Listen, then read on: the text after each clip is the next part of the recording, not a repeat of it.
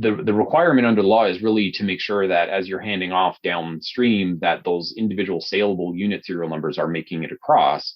But in practice, if you're a distributor and you're receiving a case and your customer orders a case, you don't want to be cracking open the case and having to scan each inner pack and then cracking open each inner pack and having to scan individual bottles. You really want to be able to scan that case.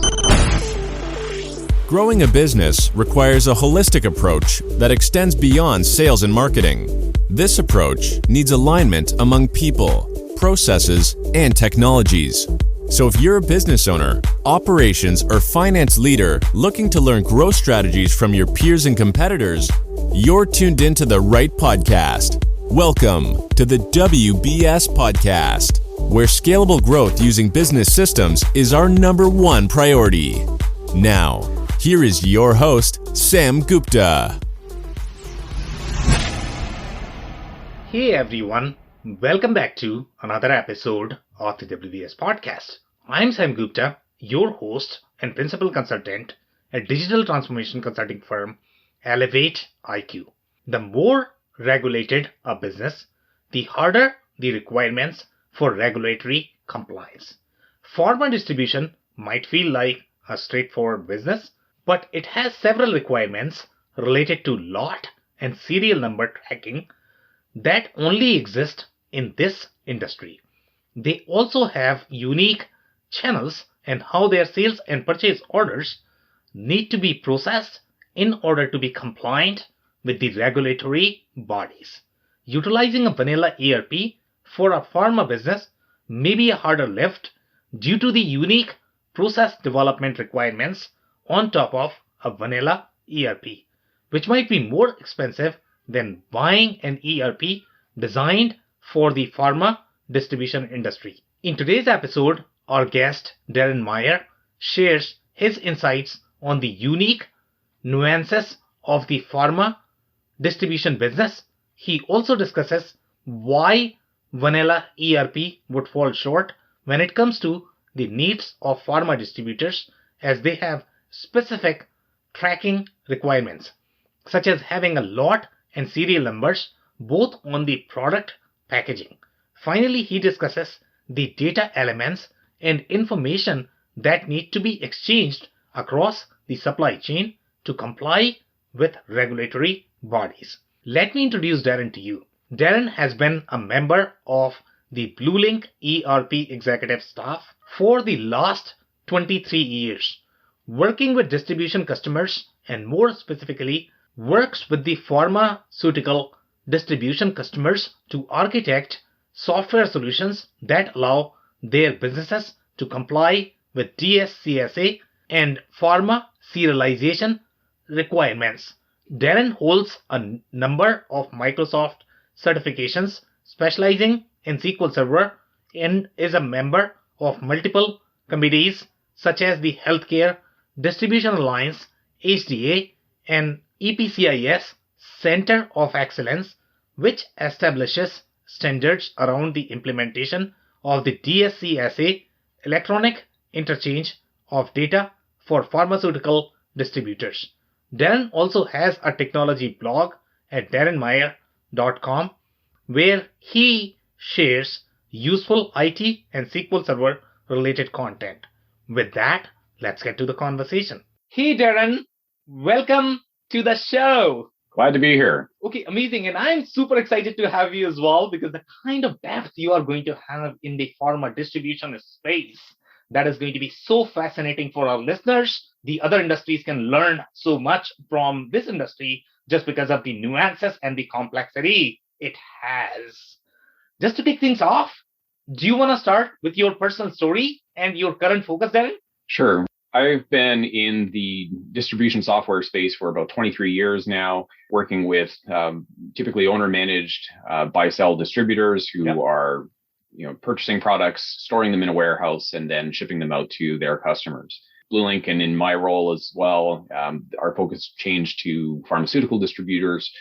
For the last probably 12 years or so, we've been adding features and trying to stay a step ahead of all the regulations and requirements that our customers face when trying to operate in this space. So I help architect software solutions and meet and work with the companies to actually get them up and running and make sure that they're being compliant with the law. Okay, amazing. So we are going to dig into all of those stories. If you find any sort of variations among these architecture that you design for different companies, we'll dig into all of that. But before we do that, we have one of these standard questions that we ask every single guest, and that is going to be your perspective on business growth, Darren. I mean, business growth especially in the pharmaceutical distribution space, there's a lot of opportunity for our customers. If they've got the right software to allow them to be compliant with the law, they can really focus on growing their businesses. They can establish new sales channels. They can use software integration features to automate the flow of data and information. So imagine making a sale in an online channel. And then having those orders flow automatically into your ERP system, which is actually allowing you to manage your inventory to fulfill those orders, and then having the shipment information about those orders as they go out the door automatically flowing back electronically. Those are the types of workflows that when you put them in place, allow a smaller team of people to actually handle more volume, increase your sales, increase your profitability because you've got a smaller team able to do more. Okay, amazing. So let's dig into the pharma world a bit more, right? So the people who are not going to be familiar with pharma distribution, obviously every industry, every business is going to have its own nuances. And if you talk to any distributor, they are going to say, you know what, pharma distribution is probably going to be similar to any other distribution, because the only thing you are really doing is you are buying the product and you are selling. So now if we talk about the uniqueness of pharma distribution, from the process perspective, and that might drive the software complexity because you need to have the software that can support all of those processes, right? So the companies that are, let's say, exploring new ERP system or whatever, for them, they need to understand what are these uniqueness going to be in the pharma distribution world. So do you want to talk about comparing a couple of different distribution business with pharma? Yeah, I mean, one of the biggest differences between a regular hard goods buy-sell distributor and somebody who's working in the pharma space really just has to is to do with keeping up with the regulations that are required and making sure that the information systems that you're using actually store enough data to be compliant. So at the simplest level, everybody's familiar with buying drugs or pills at the pharmacy, and you notice that on the side of the box you've got other information that's not necessarily on other hard good type products. So you'll have a lot number, you'll have a lot expiry date. And now with the introduction of the DSCSA, you now have a government mandated requirement to also have serial number information. So the traceability of the products that you're purchasing in distribution through pharma are much more detailed than they would be if you were just purchasing a bicycle. So the buy-sell distributor not only needs to keep track of what quantity they have and where and how to fulfill that product, but they also need to know information about what the lot numbers are, what the expiries are, making sure that they're shipping product that's valid to their customers. And then they also have some extra challenges around returns. So if a product gets returned, there is now a legal requirement through the DSCSA to have them verify that those products are saleable. So having software technology solutions that allow you to do things like scan the product and have it gather that information and verify that it's valid are some of the challenges that a pharmaceutical distributor has that a typical buy-sell distributor might not. So that's a very interesting comment. And one of the things that you mentioned is, on the pharma products, you are going to have lot numbers. So I am going to bring this slightly closer to other industries where you have the lot number. So you are absolutely right that, in the home goods space, you are probably not going to find the lot number, the expiry date, and the serial number. The closest industry that I can think of with the pharma is probably going to be food and beverage industry. And you are probably going to find the lot number and the expiry date. There is another industry, for example, let's say if you talk about electronics or medical device, on which you are probably going to find serial number, because each of those devices, or if you talk about, oil and gas, where you might have a bunch of components and you need to track all of those components and you need to track them uniquely. So you are going to be finding a serial number there.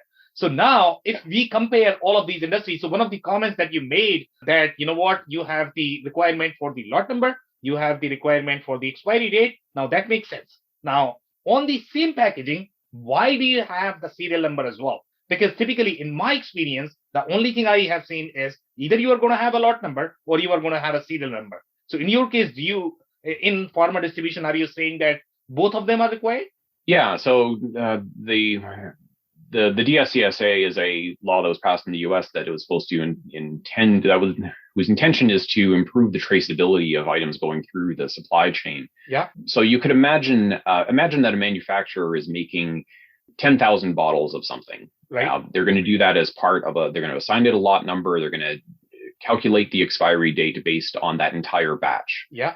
But within that batch, I mean, if you're selling a controlled substance, a drug that could potentially be misused, you've heard a lot of news about opiates, for example, in the news being something that gets abused on a regular basis. It becomes necessary while the product moves through the supply chain to have more information than just those 10,000 units that were made as part of the same lot. You actually want the serial numbers to identify the subsets of information.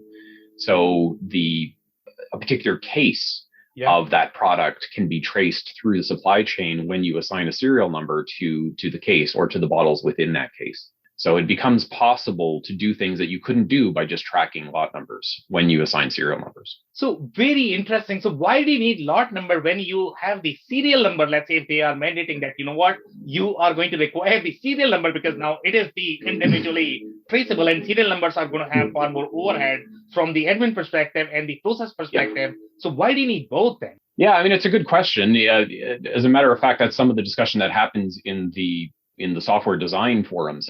There's something called an SGTIN, which is the serial number plus the global trade identification number, which is actually a bit of a shorthand for referring to that exact product. So you can actually omit the lot number and the lot expiry date and use just the serial number with the global trade identification number to uniquely identify that product. So while it's moving through the supply chain, that actually is okay, but the distributor themselves still needs to know the information about the lot number and the expiry. So imagine you not wanting to sell short-dated items to a pharmacy. So you still need that extra data for other business reasons. But strictly speaking, in terms of the movement of that product through the supply chain, you're quite right that the serial number does in fact uniquely identify that product. So tell me a little bit more about how the serial number moves in the value chain. So for example, let's say if you are the pharma distributor, obviously you are going to have some sort of cross-reference with your manufacturer who is actually supplying these drugs to you, because obviously you are not really manufacturing them. So when we talk about the recall management or backward traceability of these products across the value chain, then you need to have some sort of number from your manufacturer. So I don't know what are they supplying. So when you say you are going to have the serial number across the value chain, so is there a standard name for the serial number that goes from your manufacturer to your distributor to your pharmacy to your consumer? How does that process work? Yeah, I mean, we're actually in a really interesting time right now where we're moving from typical pharma traceability was the combination of the lot number, the lot expiry date, and information about who you are purchasing it from. So if you were to talk about traceability prior to the 2023 deadline, when we're supposed to be switching to tracking serial numbers moving through the supply chain, your traceability document would have said who the manufacturer was, who the first distributor was that they sold it to. If there was another distributor in between, it would have information about who that distributor was, and then you. The information that's being tracked at present is just that lot number, that lot expiry date, and the information about who these players are. Move forward to 2023 and the serialization requirements. The biggest changes really have to do with the handoff of information between steps. And as you pointed out earlier, now that you have to include the serial number information in that data movement. And at least in the pharma space, we're still including the information about the lot and lot expiry dates. So the requirement on any player in that chain to know about every other move is a little bit lower because the electronic transmission is really just from one partner to the next. So from the manufacturer to the first distributor, from the first distributor to the second distributor, from the distributor to the end pharmacy, for example. Yeah, so maybe, I don't know if you could provide some more colors there in terms of, which is the number that they are really retaining from when you go from your manufacturer to first distributor to your second distributor, are they going to keep a specific number who is accountable and responsible for producing the traceability? Is it, everybody needs, because see, if you look at yourself, if you are the distributor, then you are only going to have one link, whoever supplied to you, you are not going to know what happened before that. Yeah, I mean, you're actually kind of hitting upon the biggest challenge in this space is to try to get literally tens of thousands of companies ready to transfer information to each other electronically and making sure that the information that they send is sufficient. So this is the big challenge that the software architects are trying to deal with, and making sure that these systems are interoperable and that they're actually transmitting good data that actually matches the reality of the product, the physical product in the real world. So a manufacturer, you can imagine, if they're currently manufacturing product and they have systems that keep track of the lot number and lot expiry date, then obviously for the last several years, they've had a requirement to now also assign serial numbers and to also record information about those serial numbers. But when it comes to a distributor, there's also this notion of units of measure, or the way that things are packaged, that becomes very important for a buy-sell distributor. So the distributor, if they're going to receive a pallet that has 5 cases on it, and then those cases have inner packs, and those inner packs have individual bottles, under the DSCSA, the smallest saleable unit, which might be a bottle that's sitting inside of one of those inner packs, has a unique serial number. Yeah. The 6 bottles that are sitting inside of an inner pack also has a unique serial number that identifies that inner pack. And at the manufacturing level, there's a notion of aggregation where it knows that, okay, well, that serial number, if I were to scan the serial number of that inner pack, it contains these 6 serial numbers of the individual saleable units. Now, inside that case, you might have, 4 of those inner packs. So there's a serial number assigned to the case now that allows the systems to know, okay, well, there's an aggregation of these inner packs, these 4 different inner packs, and those 4 different inner packs each contain these individual serial numbers. Yeah. So the requirement under the law is really to make sure that as you're handing off downstream, that those individual saleable unit serial numbers are making it across.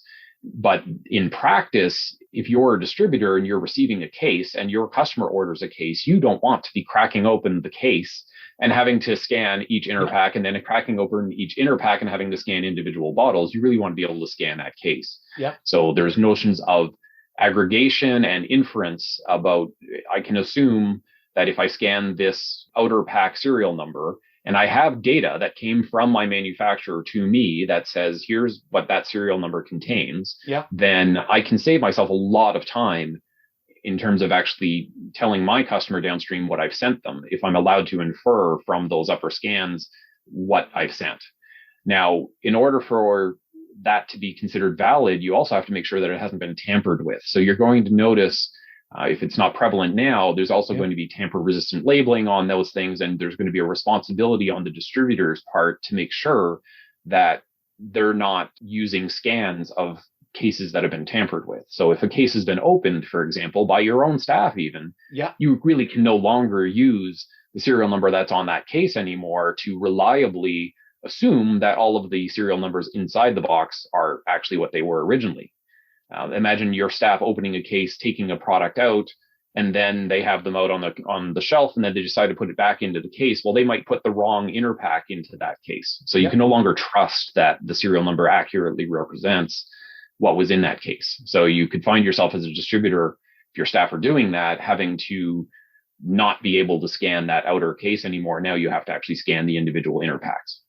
So it's just an interesting challenge in the pharma space, but it relates directly to this responsibility that you have to transmit to the next player in the list an accurate list of serial numbers that you're sending them. So that's a very, very, very interesting, example and the challenge. So I'm actually going to dig a little more deeper into that. So let's say if you talk about this specific case, so as you mentioned that, you are going to have the tamper resistant case, and I don't know how that process is going to be enabled.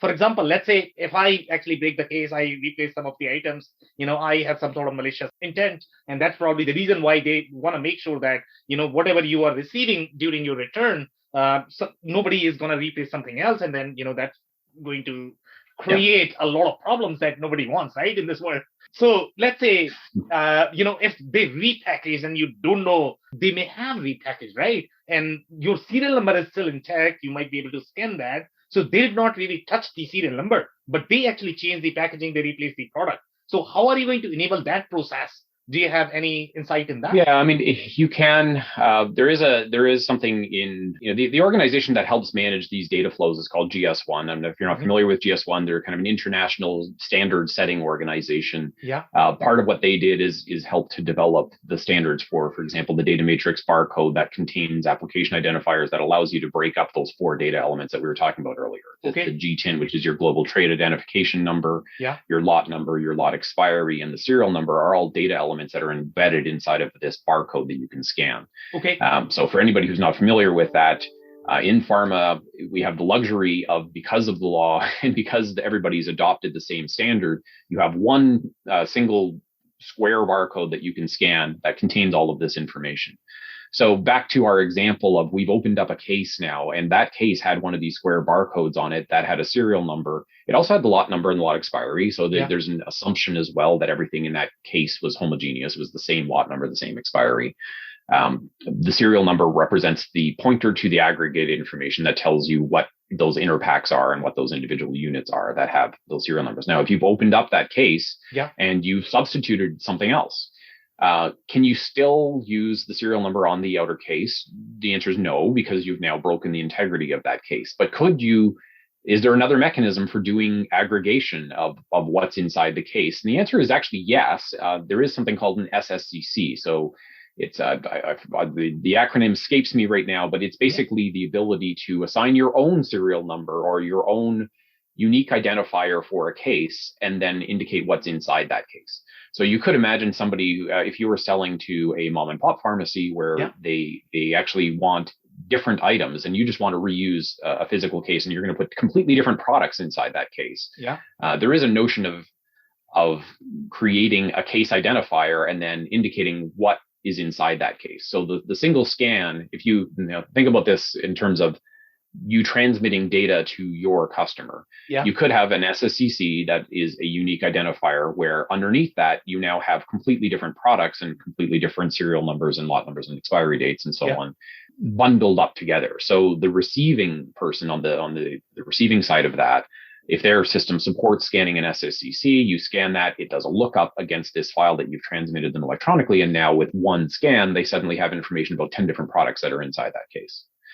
So there is a mechanism for dealing with kind of creating your own aggregates in the distribution channel level, and the real benefit of taking advantage of that is going to be a productivity one, both in terms of your staff knowing what's inside what box that goes out the door, but more importantly on the receiving side of things, being able to get that efficiency of one scan equals a whole bunch of information about what's inside the box. So that's very, very, very interesting. So I need some more information there overall in terms of this interaction that is happening between, you as the distributor and you have a retailer or the mom and pop pharmacy that you just mentioned, right? So number one, in this particular case, you are really changing the serial number, because you are breaking the case. You are probably assigning your own serial number. I mean, it's not we have to be careful when we use the term serial number to not distort its definition, but we're not replacing the manufacturer's serial number, certainly, but we are assigning a unique identifier to that case. So yes, I mean, it's serial in that it's unique to the case, but it's not, strictly speaking, it's not the same serial number that we're talking about when we're talking about the serial numbers that are on the products, for example. Interesting. So let me make sure I get this. Okay. So manufacturer serial number is going to go across the value chain. Am I understanding this right? Okay. Yes, so you are also going to, and how about lot number? Let's say if you have the manufacturer's lot number, is that also going to go across the value chain? Yes, of course. And the manufacturer is supposed to be assigning the lot number and the serial number for all of the products, for all of the cases. But let's say if you are trying to reconfigure the cases, then you can assign your own number. That is not going to be the actual serial number, but you can transfer the whole file where you are going to have, how that is packaged. Right. And the rules around that are different if you're considered as something called a repackager, is an official recognized organization that's authorized by the FDA to repackage products versus just a distributor who doesn't have that authorization. You can imagine a repackager might be somebody who purchases a 10,000 pill bottle, and then they're going to repackage that into 100 pill bottles. Yeah. So the lot number of the product is still the same. The lot expiry date is still the same. Yeah. The serial numbers that you took the product from need to be traced on the way in. But now, as a repackager who's authorized to repackage, you're going to be assigning your own serial numbers and effectively turning it into a different product. So a repackager has special privileges that a regular buy-sell distributor doesn't have. Okay, so very interesting. So obviously now I understand the role of the repackager a little bit more. So let's talk about your traditional distribution. So typically, let's say if I'm the distributor and I am looking at these things from my own efficiency perspective, the way I am going to be putting away these products in my warehouse, the way these products are going to be shipped. So I am looking at how I can repackage this configuration so that the process is going to be easier. So let's say if you are a pure vanilla distribution, the only thing you are doing is this distributing of the goods. You don't really have the authorization of repackaging. In that case, are you allowed to break any of the cases? Are you allowed to break any of the pallets when you are storing this? Or do you have to literally get it like this and ship it like this? I mean, a lot of certainly a lot of BlueLinx clients find themselves in that situation where they're selling to smaller end consumers or even let's say a hospital wants to order product. They're not going to order an entire case of 10,000 pills. They're going to order the quantity they need for the next month or two. Yeah. So they may go all the way down to ordering individual bottles. Yeah. Or they might order an inner pack of 6, that type of thing. So a distributor who purchases a case because they want to get a case price, might very well find themselves opening that case so that they can sell the inner packs or sell individual bottles. Yeah. So that is very much a common practice, certainly in the smaller mid-tier distributors. Your much larger distributors, your McKessons of the world, the AmerisourceBergens are going to be selling or wanting to sell the largest units that they can. They don't want to deal with an order for a single bottle of pills from a pharmacy or from a hospital. Those mid-tier distributors, that's kind of their role in life, and the reason that they have there's a lot of opportunity for them is that there are a lot of end consumers, the dispensers that actually give the pill to the last step in the chain, that need to sell smaller quantities or they need to purchase smaller quantities. So your mid-tier distributors are in fact the ones buying the case, opening the case, selling inner packs, or opening those inner packs and selling individual bottles. And what the only limit imposed on them, certainly under the law, is that they can't sell smaller than the lowest saleable unit of measure. Yeah. So you imagine if what you were selling were individual syringes might come in a 10-pack. Yeah. The smallest saleable unit might be that 10-pack of syringes, not the individual syringe. Right. Yep, So you can't open your 10-pack of syringes and sell individual syringes. You can only sell the 10-pack as the smallest unit, but that 10-pack might have 10 in an inner pack, and then again, those might be bundled up into cases. So yes, you can certainly purchase cases, open them up and sell inners, or open those up and sell the smallest saleable unit of measure to your end consumer. Now, the data that flows through that chain, of course, is now changing a little bit, but the actual, you as the distributor are not modifying the information that's on the product. So I mentioned earlier in our call that the manufacturer is actually applying multiple different serial numbers to kind of the same set of items, depending on how they're aggregated. So there's one unique serial number at the smallest saleable unit measure, and that's going to be different on every single product. Yeah. Those products being packaged into inner packs gets a different serial number assigned, but it's the same lot number, same lot expiry date. But the idea being, because it's unique, and I can do one scan of that serial number, and I can look up in a database of information that's been transmitted to the next person down the line, I can look up that serial number and determine what the other serial numbers are. And the same thing's happening at the case level, right? I'm assigning a completely different serial number. So you can think of it this way. As the distributor opens any one of those packages, they've now invalidated the chain of aggregation information that's below it. Yeah. So you can, if you open the case, you can't use the case serial number anymore to assume what's inside the case. If you open up an inner pack, you can't scan the inner pack anymore to assume what's inside those inner packs. So that's very interesting. So you seem to be referring a lot about this information being shared, between whoever you are selling to, right? So in the traditional distribution model, what you typically share is you are probably going to send some sort of, vendor voucher based on the PO that you had received that, okay, this is what I am trying to sell to you. So you can expect this content in as part of the shipment that I am sending to you, or you might have multiple shipments, right? So in this particular case, let's say in your case, you seem to be saying that, you are going to receive some sort of data file. And as soon as you are going to scan that, it's going to tell you everything that is inside the case.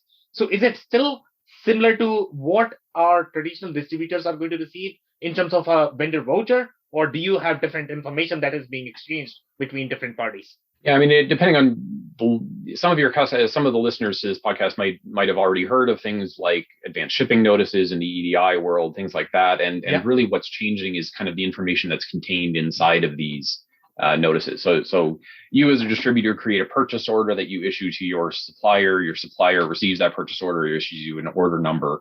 They pick, pack, and prepare your order for shipment. And typically at the point in time when they've actually shipped the product, they're now electronically transmitting you information about what they're shipping.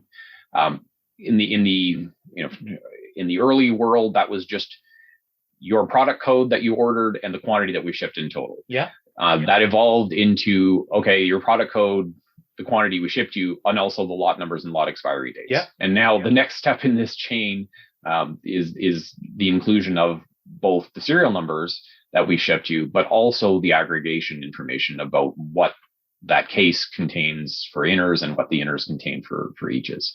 So it's just an evolution of the data that's being transmitted, and some of the mechanisms are also a little bit different.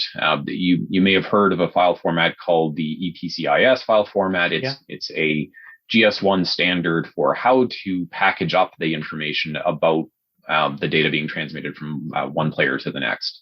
So there's a global standard that everybody's trying to adhere to in terms of, how do you create a file that contains this information, which is also going to make it easier because it's standards based to consume that file on the receiving end. So you'll be able to receive this file, pull it apart, and actually find the information that you need. And then as a distributor, you need to be able to produce an EPCIS file that sends it down the next step in the line. Okay, so it's a little bit more technical stuff there, but for the people who have to deal with some of this, those are some terms that they can look up and learn a bit more about.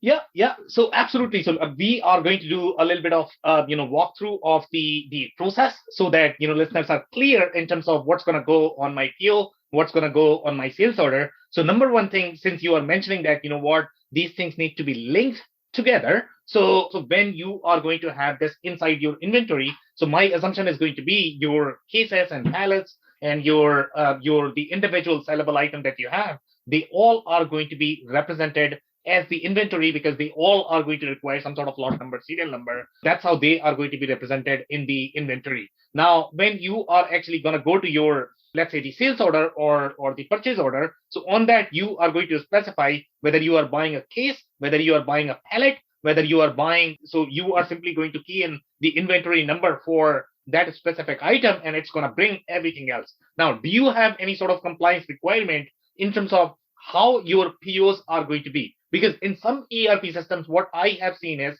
let's say if you are going to input only, let's say, the kit or the pallet or the case, the only thing you see there is going to be the case. You don't really see the items underneath that, right? So sometimes, some companies prefer that because they want to actually simplify the presentation. But some companies require that, give me everything that you have underneath the kit so that they at least know what is there inside that. Yeah, I mean, that's a very interesting point. I mean, in terms of the ERP system that you use to manage your distribution company, what you're going to be storing items at is going to be that smallest saleable unit of measure. So it's going to be important to have an ERP that allows you to enable what you just said. For example, creating a purchase order with cases on it or with pallets on it. Yeah. The inventory subsystem needs to know how many individual eaches are in a case, are on a pallet. So, but ultimately, you're still tracking your quantities at the smallest saleable unit measure level. And there might be some math happening to say, well, 100 serial numbers or 100 eaches that are the smallest saleable unit of measure actually represents one case of 100. So I can certainly create a purchase order for a case of 100 and issue that to my supplier. My supplier is going to tell me that they've shipped me one case of 100, but then they'll potentially include in that data that they send to me the aggregation information that gets me all the way down to those 100 individual serial numbers. Now, what's interesting, though, is that there's nothing under the law that says that you have to store the information about those 100 individual serial numbers. So it's still okay for you as a distributor to track that you have 100 pieces. What's important, though, is that when you go to transmit the shipment to your customer now, who's now placed an order from you for a smaller quantity, you still do have a requirement to send them information about what's been shipped. But what's interesting is that you can do that via a lookup. So you can imagine storing the information about what was shipped to you in a separate database that is a lookup database. Yeah. While it's sitting in your warehouse, you don't necessarily need to know what individual serial numbers are sitting on what shelf and what location. Yeah. You could simply know in aggregate, okay, well, this is the quantity I have of this lot number in this location. And when you go to pick a lot, you still just scan the actual serial numbers on the non-tampered with case or the non-tampered with inner pack. And then what the systems can do is do a lookup against that table of information you've received previously to retrieve the extra information that you're otherwise not storing. So you can then bundle that up and pack and send it downstream to your customer. Okay, amazing. So let's talk about some of the pharma distributors that you have worked with. So when you're working with them, do you see any sort of differentiation in terms of the processes that they have, or are they going to be fairly similar? So let's say if you walk from pharma distributor 1 to pharma distributor 2. So what are going to be the differences, when you work with them? Yeah, I mean, it's probably easier to talk about the differences by talking about the similarities first. So first of all, I mean, they all need to be compliant with the law in terms of tracking things like at least lot numbers and lot expiry dates and that type of thing, and being able to, certainly in the current world, they have to deal with the traceability information. So they do have to be able to produce an electronic document for their customer that says what that chain was of manufacturer, distributor 1, distributor 2, and then them. But in terms of differences, a lot of the differences really have to do with how those distributors sell, the different channels that they use. Is it direct sales reps calling people up on the phone? Do they have a website that's allowing orders to be placed electronically?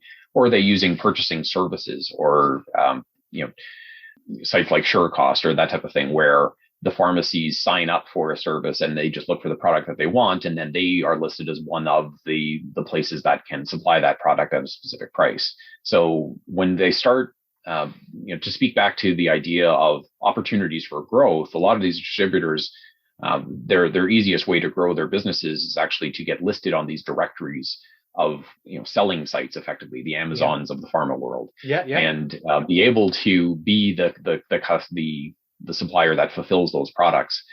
For that to work, they have to have electronic integration to be able to accept those orders, or they could find themselves bottlenecked by human processes. If all you got was an email saying there's an order and you get 100 emails or you get 1,000 emails, there's not enough people to key those orders in, and there's a chance for errors to creep in. So it becomes important to deal with those orders electronically and be able to have a system that can accept them and accurately reflect those orders in the system. So what kind of variation are you going to see are in the distribution space? A lot of times has to deal with the different sales channels that they're able to support, and also internal processes within their own warehouse. Like how do they organize their warehouse? How do they keep information about the products that are there?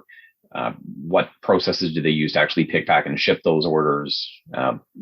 There's variation, of course, between small distributors and much larger distributors in terms of physical layout and how many employees need to be involved in picking and packing orders, that type of thing. And there could be some different challenges in terms of the actual scanning of the product during that process. So some distributors, for example, might choose to scan everything at the very end. They're going to pick off a piece of paper.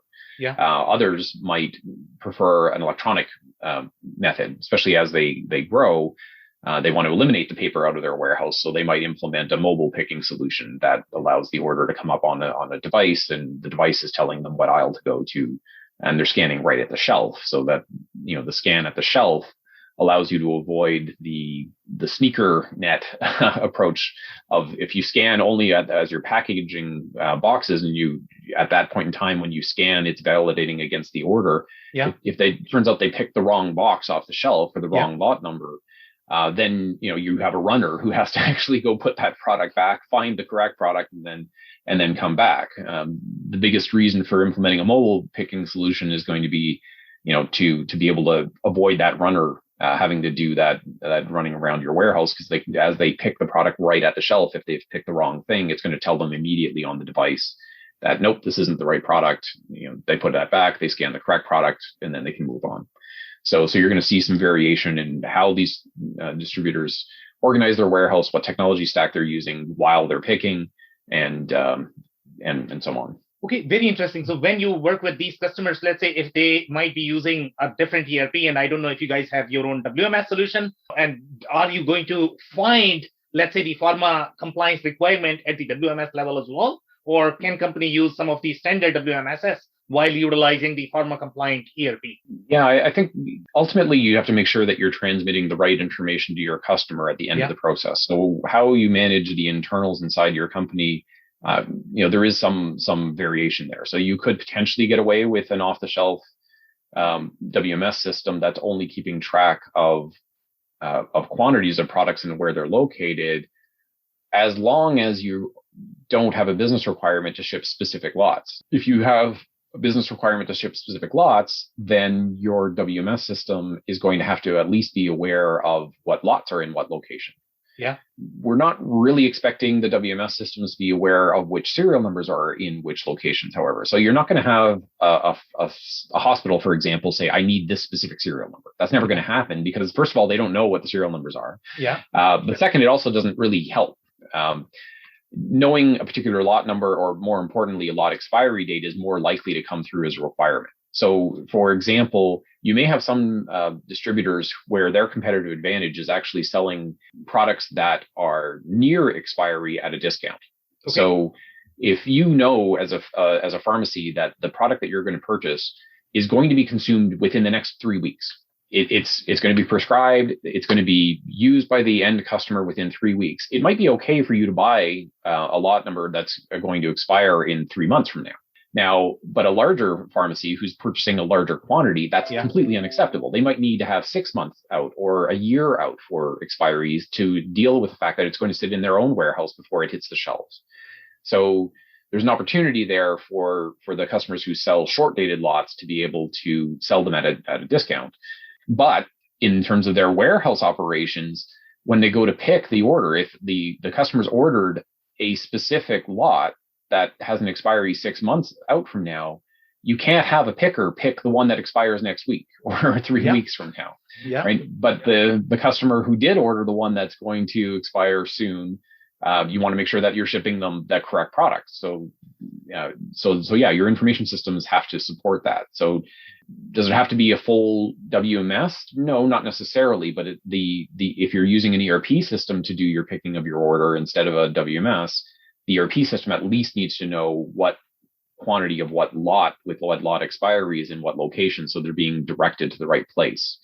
WMS systems, like we mentioned earlier, can range from not knowing that lot information to knowing the lot information. Yeah. And some of the newer WMS systems that are being designed specifically for the SESA might be aware of the serial/aggregation information, but that's going to be more important on the way out, as opposed to knowing where an individual serial number is in the shelf on the way in. That said, if the system supports it, it's certainly not a harm. It's not going to be harmful to have that information, but there may be additional work for your staff in the warehouse in terms of actually moving product from location to location if the WMS is tracking things at that level of detail. Okay, amazing. So that's it for today. Do you have any last minute closing thoughts or remarks for our listeners? Well, I mean, there's a lot of opportunity in this space. So, I mean, if you're trying to grow your business, working with a company that has an ERP system that's going to enable you to improve your business by dealing with things electronically is going to be very important. You want to be able to sell in multiple sales channels. You want to be able to have that information flow into your ERP. You want to be able to pick, pack, and ship efficiently and have the information go out accurately. And certainly in the pharma space, be compliant with the law. You need to comply with the rules and regulations. So you can't use a lot of just simple off-the-shelf distribution software. You need a company that has some experience in this space and knows what to do to be compliant with the law, so that you're not finding yourself on the hot seat. Okay, amazing. And my personal takeaway from the conversation is going to be even though you might think that the distribution is just a simple business, but every distribution business is also going to have its nuances, and pharma being one of the most complex distribution business. So make sure you are going to be complying with the law, and make sure you are going to be buying and implementing a system that is really going to work for your business processes. On that note, I really want to thank you for your time. This has been a powerful episode, Darren. All right. Thank you. I cannot thank our guests enough for coming on the show, for sharing their knowledge and journey. I always pick up learnings from our guests, and hopefully you learned something new today. If you want to learn more about Darren, head over to bluelinkerp.com. It's BLUELINKERP.com, or DarrenMyher.com. It's DarrenMyher.com. Links and more information will also be available in the show notes. If anything in this podcast resonated with you and your business, you might want to check other related episodes, including the interview with Tom Rodden, who discusses the nuances of medical device manufacturing and how it differs from generalized manufacturing. Also, the interview with Nelson Abreu from 3050 Imports, who discusses the wine distribution business's nuances and supply chain challenges. Also, don't forget to subscribe and spread the word among folks with similar backgrounds. If you have any questions or comments about the show, please review and rate us on your favorite podcasting platform, or DM me on any social channels. I'll try my best to respond personally and make sure you get help. Thank you, and I hope to catch you on the next episode of the WBS Podcast. Thank you for listening to another episode of the WBS Podcast. Be sure to subscribe on your favorite podcasting platform so you never miss an episode. For more information on growth strategies for SMBs using ERP and digital transformation, check out our community at WBS.rocks. We'll see you next time.